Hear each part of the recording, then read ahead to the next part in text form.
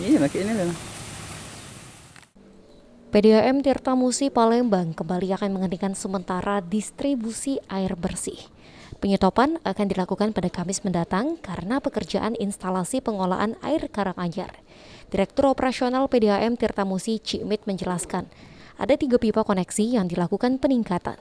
Selama waktu pekerjaan, pipa Karanganyar akan menghentikan produksi mulai pukul 10 pagi hingga pukul 3 sore.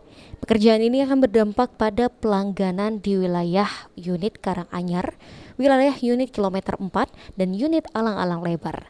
Dan untuk itu, pelanggan PDAM dihimbau untuk bersiap menampung air bersih di rumahnya masing-masing.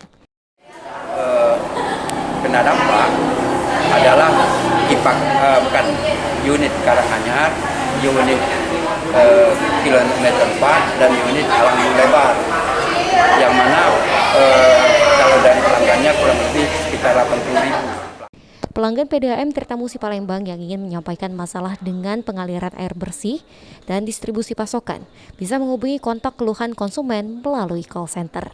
Aprianto, Pol TV.